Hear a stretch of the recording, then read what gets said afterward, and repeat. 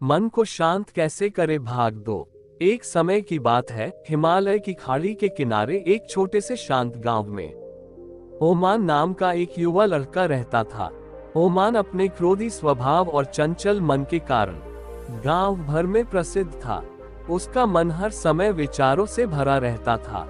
सोचो कि उसके विचारों के तूफान ने उसके मन को एकदम बेचैन कर दिया था। उसके जीवन से शांति मानो गायब हो गई थी और वह हमेशा अपने ही ख्यालों में खोया रहता था और तनावपूर्ण जीवन जी रहा था। उनके अशांत मन और क्रोध के कारण उनके अपने परिवार के सदस्यों और गांव वालों से भी संबंध अच्छे नहीं थे, जिससे वह और भी अधिक अकेला और अपमानित महसूस करने लगा।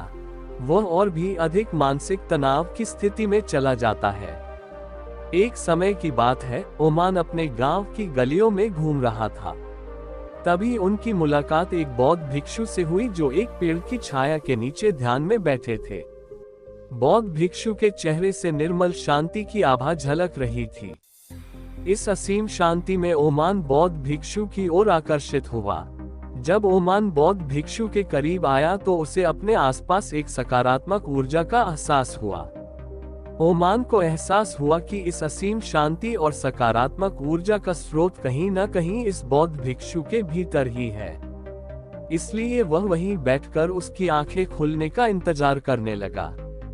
थोड़ी देर बाद जब बौद्ध भिक्षु की आंख खुली तो उसने एक युवा लड़के को अपने सामने बैठा पाया, जो बहुत तनावग्रस्त और नकारात्मक भावनाओं से भरा हुआ लग रहा था। राहुल ने बौद्ध भिक्षु की ओर उदार भाव से देखा और बहुत विनम्रता से कहा, बौद्ध भिक्षु जी, मेरा मन बहुत अशांत है और मेरे मन के विचार मुझे खाए जा रहे हैं। मुझे एक पल के लिए भी शांति महसूस नहीं होती। क्या आप मुझे सिखा सकते हैं कि मैं अपने अशांत मन को कैसे शांत करूं?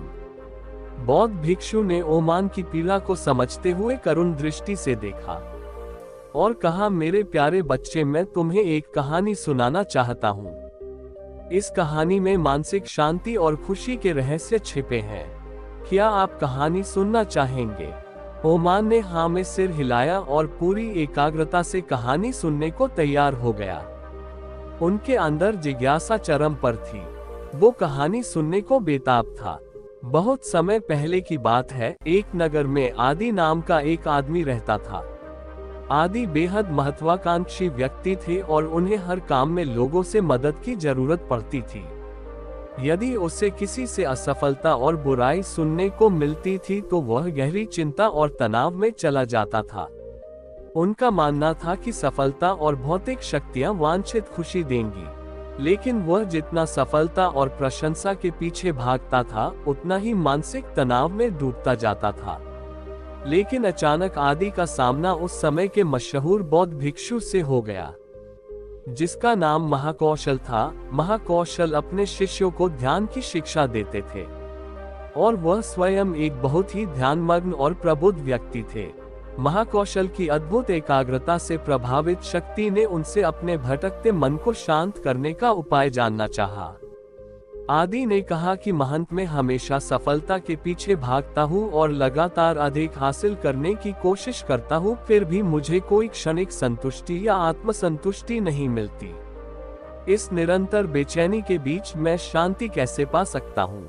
बौद्ध भिक्षु ने करुण दृष्टि से उसकी ओर देखा और उत्तर दिया, आपका मन एक अशांत नदी की तरह है जो हमेशा बहती रहती है। आप कभी भी शांत नहीं रह सकते, इसलिए इस अशांत मन को शांत करने के लिए आपको अपने विचारों को बिना किसी रुकावट के जाने देने की कला सीखनी होगी। शक्ति को आश्चर्य हुआ और उसने पूछा कि मैं अपने विचारों को कैसे जाने दूं? आखिर मैं भी तो अपनी इच्छाओं और महत्वाकांक्षाओं से बंधा हुआ हूँ। ये सुनकर बौद्ध भिक्षु मुस्कुरा दिए। बौद्ध भिक्षु कहा, कल्पना करें कि आपके हाथ में पानी का एक गिलास है। अब आप इसे जितनी देर तक पकड़ कर रखेंगे यह उतना ही भारी होता जाएगा, और अगर आप इसे काफी देर तक पकड़े रहेंगे तो आपके हाथ में दर्द होने लगेगा। लेकिन अगर आप उस पकड़ को ढीला कर दें और छोड़ दें तो आपका बोझ खत्म हो जाएगा। ओमान ने पूरी कहानी और उसका संदेश ध्यानपूर्वक सुना। वह समझ गया कि अपने विचारों और इच्छाओं से चिपके रहने से उसका बोझ बढ़ जाता है। और अंदर ही अंदर अशांति पैदा कर देता है।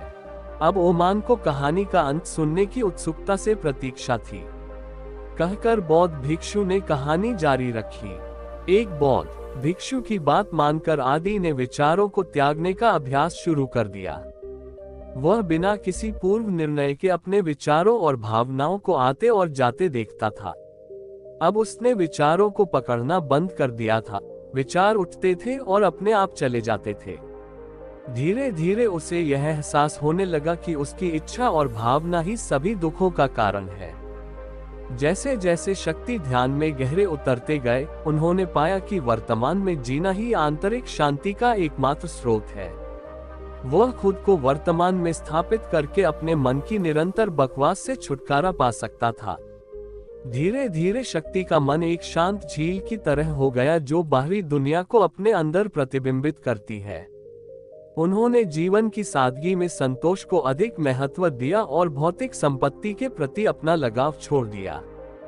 जैसे ही आदि में ऐसे बदलाव की खबर लोगों के बीच फैली, दूर दूर से लोग मार्गदर्शन लेने आने लगे।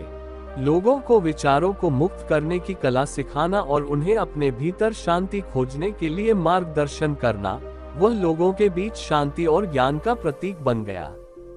आदि और साधु की कहानी समाप्त कर महाकौशल बौद्ध भिक्षु कुछ देर के लिए चुप हो गए ताकि इस कहानी का अर्थ ओमान के मन में अच्छी तरह बैठ जाए। ओमान ने बौद्ध भिक्षु की ओर देखा तो उनकी आंखों में अब एक नई समझ दिखाई दे रही थी। ओमान ने धीरे से कहा कि मुझे इस कहानी में ज्ञान दिखता है, लेकिन मैं इसे अपने जीवन में कैसे लागू करूं? मैं अपने अशांत मन को कैसे शांत कर सकता हूं? ओमान के इस सवाल पर बौद्ध भिक्षु गर्मजोशी से मुस्कुराते हैं और फिर कहा कि अशांत मन को शांत करने का अभ्यास आत्म जागरूकता से शुरू होता है। अपने भीतर उठने वाले विचारों का निरीक्षण करने के लिए प्रतिदिन कुछ समय निकालें। उन भावनाओं पर ध्यान दें जो आपके मन में आती हैं और देखें कि वे कैसे आती हैं और आकाश में गुजरते बादलों की तरह चले जाए। ओमान ने आंखें बंद कर ली और बौद्ध भिक्षु के कहे अनुसार अपने विचारों का अवलोकन करने लगे। जैसे ही उसने अपने भीतर उठने वाले विचारों पर ध्यान देना शुरू किया, उसे इसका एहसास हुआ। उसे अपने अंदर चिंता और इच्छाओं की एक निरंतर धारा बहती हुई महसूस हुई। सिर्फ एक एहसास ने ही उसे एक अद्भुत शांति का एहसास कराया। उन्हें यह भी एहसास हुआ कि यह सभी विचारों और भावनाओं से अलग है।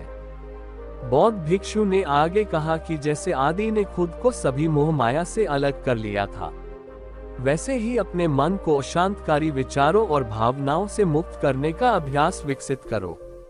बिना किसी पूर्वाग्रह के विचार को वैसे ही स्वीकार करें जैसे वह आता है, और फिर धीरे धीरे उन्हें जाने दें और अपना ध्यान वर्तमान क्षण पर केंद्रित करें।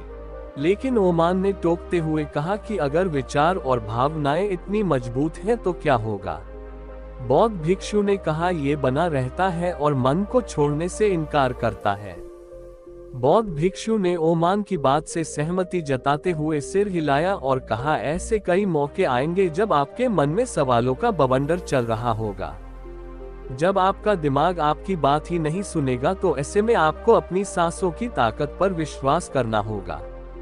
एक बार फिर भिक्षु ने ओमान से कहा, अपनी आंखें बंद करो और अपनी सांसों पर ध्यान केंद्रित करने के लिए अपने पेट को ऊपर उठता हुआ और मथता हुआ महसूस करें।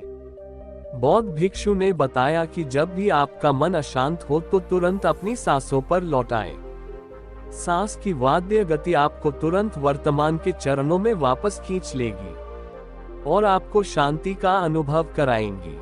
एक बौद्ध भिक्षु के निर्देशानुसार आने और जाने वाली सांसों पर ध्यान केंद्रित करने का प्रयास करें। इस छोटे से व्यायाम से उन्हें मानसिक शांति का अनुभव हुआ। उसे याद आया कि उसकी सांसें हमेशा उसके साथ थी, जो उसे वर्तमान क्षण की याद दिलाती थी, आराम और शांति लाती है। ओमान के इस विकास को देखकर बौद्ध भिक्षु मंद मंद मुस्कुराए और बोले, मेरे प्रिय, बेचैन मन को शांत करना एक ऐसा अभ्यास है जिसमें बहुत प्रयास और दृढ़ इच्छा शक्ति की आवश्यकता होती है, क्योंकि लगातार व्यायाम से मांसपेशियां मजबूत होती हैं। उसी तरह नियमित अभ्यास से मन भी शांत होता है। स्वीकृति में सिर हिलाते हुए इस बौद्ध भिक्षु को धन्यवाद देते हुए उन्होंने वादा किया कि आज से वह अपने अशांत मन को शांत कर सकेंगे और अपनी गैर शक्तियों को मुक्त कर सकेंगे। बौद्ध भिक्षु ने राहुल के कंधे पर हाथ रखकर कहा, मुझे आपकी क्षमता पर बहुत भरोसा है और आपको जल्द ही आंतरिक शांति मिलेगी।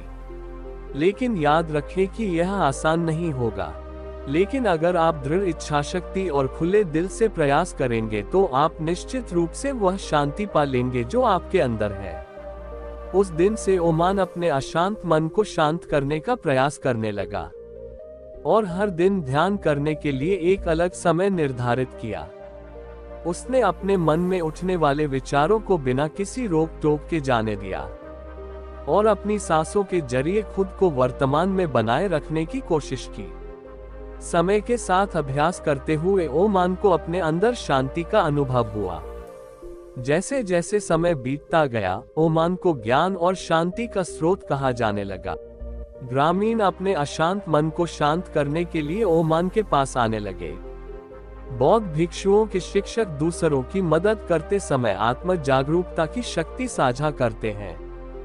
बौद्ध भिक्षु आंतरिक शांति पाने की शिक्षा देते हैं। इसके साथ ही उन्होंने अपनी सांसों पर ध्यान देने और अपने विचारों को मुक्त करने की कला भी सिखाई। ऐसे निवासियों का विकास हुआ और उन्हें मन की अमूल्य शांति मिली। बौद्ध भिक्षु की शिक्षाओं और ओमान द्वारा संचालित अभ्यास के माध्यम से विचारों को त्यागने और वर्तमान में जीने की कला दूर दूर तक फैल गई। उन्होंने कई लोगों की जिंदगी बदल दी और जैसे जैसे समय बीतता गया, उनकी जिंदगी और भी बदलती गई। ओमान का शांत प्रभाव उसके गांव की सीमाओं से परे तक फैला हुआ था। आसपास के गांवों और शहरों से लोग ओमान के परिवर्तन की कहानी सुनते थे, उनसे सलाह लेने आते हैं। मन के बोझ तले दबे लोगों के लिए ओमान आशा की किरण बन गया। ओमान की शिक्षाएं केवल ध्यान और प्रवचन तक ही सीमित नहीं थी, बल्कि वह रोजमर्रा के काम जागरूकता के साथ करने पर ज्यादा जोर देते थे। वह लोगों को अपनी भावनाओं के प्रति जागरूक रहने की याद दिलाते थे। इस कहानी निष्कर्ष यही निकलता है कि इस बात पर ध्यान दें कि आप दिन भर में क्या करते हैं और अपने आसपास होने वाली घटनाओं पर आप कैसे प्रतिक्रिया करते हैं। हर काम पूरी जागरूकता के साथ करें। जब आप खाएं तो प्रत्येक टुकड़े के स्वाद का आनंद लें। जब आप सूरज की रोशनी के सामने खड़े होते हैं तो उसकी गर्मी महसूस करें। लोग क्या कहते हैं उसे ध्यान से सुने और समझें। छोटे छोटे बदलावों से लोगों के जीवन में चमत्कारिक परिवर्तन आते हैं। ओमान की शिक्षाओं से लोगों ने सीखा कि जीवन का आनंद वर्तमान में जीने में है। दोस्तों, ये कहानी का अंत है। मुझे आशा है कि आपने इस मोटिवेशनल स्टोरी से बहुत कुछ सीखा होगा। कीमती समय देने के लिए आपका बहुत बहुत धन्यवाद दोस्तों। ऐसे ही स्टोरी के लिए चैनल को लाइक एवं सब्सक्राइब कर दीजिएगा दोस्तों। धन्यवाद।